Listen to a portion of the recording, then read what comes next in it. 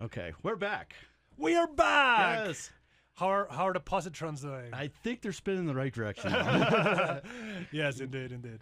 Truth. Truth? Yeah. Oh, that's a hard question. As, truth is it's like beauty, like an old physicist once said back in Italy. And beauty is really in the eye of the beholder. So the answer to what is truth really depends on who you're asking. So to a physicist, truth has a very specific meaning. It's the idea that there's an explanation to the phenomena that we observe, and that explanation can then be used to predict new phenomena, to predict the outcome of new experiments, to come up with new forecasts of what's going on. So, for example, you're an engineer, right? Yes. So what do you do as an engineer? I'm a failure analysis engineer. Failure analysis. Yeah. What is that? I fix things. If the transmitter's broken, I go operate on it. I fix it. You fix it. So something goes wrong, and then you look at it and you start thinking, what could have gone wrong? Because if I understand what went wrong, I can come up with a way to solve the problem. Right. So our jobs are really alike, aren't exactly. they? So truth is then just the right explanation for what went wrong for you. It's like, So it's explaining reality. It's explaining reality in as accurate a way as you can, in a way that can then be verified. That's very important. You have to be able to verify that what you are saying is truly happening, is actually happening, and not verified by you, but by everyone else, right? And not just now, like in the future and in the past. This has to always continue to happen. So one thing I've noticed is that nature does not give up her secrets easily. No. And she likes to trick you and give you illusions and prove you wrong.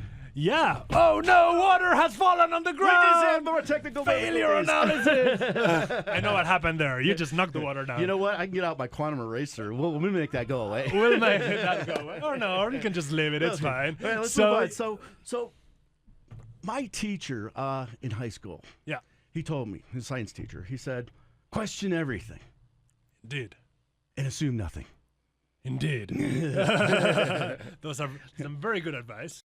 Tell me about Einstein's cosmological constant. Oh, no. I want to hear about it. Not the cosmological constant. The cosmological constant is a really funny story, right? Because Einstein, so he came up with his theory. The most famous theory is special relativity, and the thing that he got the Nobel Prize, Brownian motion, was produced roughly at the same time in 1905. Okay, so we're talking about like over 100 years ago. And then he spent about 10 years trying to come up with another major breakthrough, another accomplishment that he called the general theory of relativity. And the idea here was to combine his special theory with Newton's gravity. Okay, gravity just did not play well with his special theory. And we knew his special theory was right because there were experiments that said it was right. Mm-hmm. And we also knew that Newton's theory was right because, well, we can drop apples. Sure. And they fall exactly like Newton predicted. So clearly experiments were indicating that both of these theories were right. There had to be some way to combine them, to fuse them, to merge them together. Okay, and that's what Einstein did. It took him about 10 years. It required a complete rethinking of nature and the nature of space and the nature of time. It required new mathematics that fortunately was being invented roughly at the same time by very famous mathematicians like Riemann and Gauss and others. And so he used all of these techniques, and out came his general theory of relativity. Okay, so what is this general theory? So it's very complicated. We're not going to explain it in 5 minutes. Do math here. But the general idea is that space and time can be stretched and they can compress. They're not static. You think of space and time as a fixed thing. Time always ticks at the same rate, except when your clock runs slow. But apart from that, you think, oh, that's a mechanical effect. And of course, it's a mechanical effect because your clocks are not perfect. But even if you take a clock that you know ticks at the same rate very accurately, say for like an hour, you can still move it at a certain velocity and then compare it to another clock that was left stationary on Earth, and you'll find that they did not tick the same number of seconds.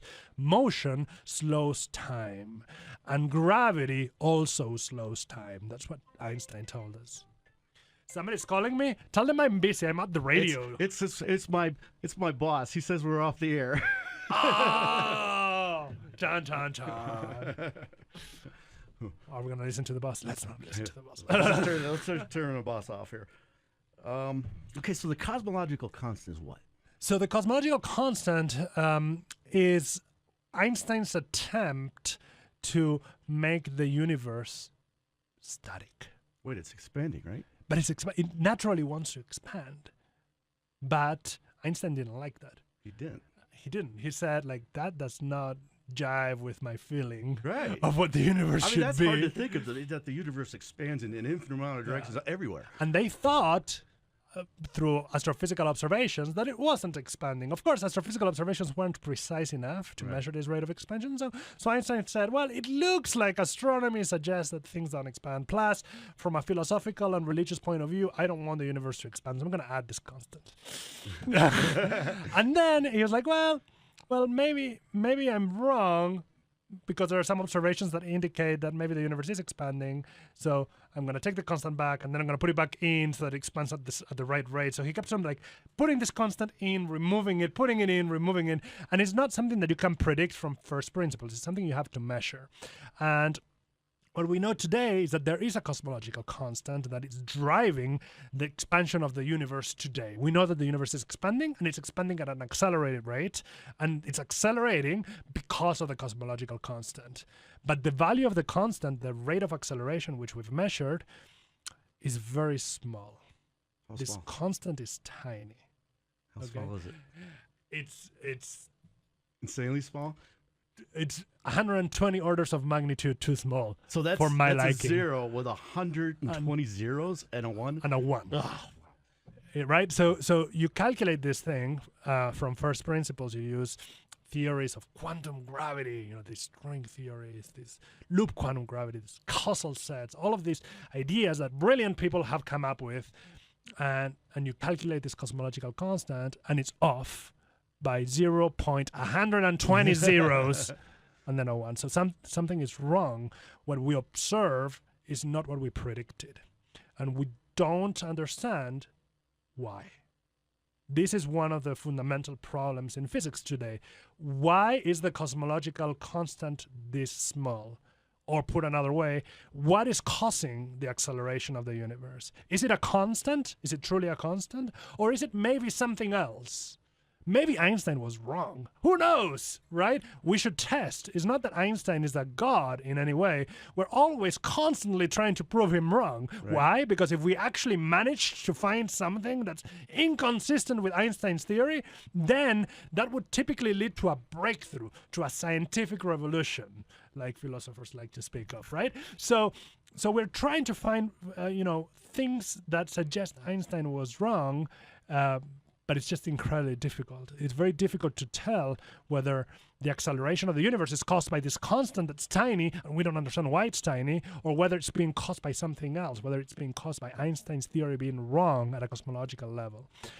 So people are currently doing experiments. There are missions that are being planned by NASA, and by the European Space Agency, and by the Chinese, and by the Japanese, and by the Indians, to launch satellites and observe the universe ever more precisely, ever more accurately, to try to disentangle these effects, to try to understand why is the universe accelerating, why at this rate, why now, what will happen in the future. And if we can understand that, that will hopefully fill one more gap in our understandings of the cosmos. Thank you. I blew your mind, I know. We'll be right back.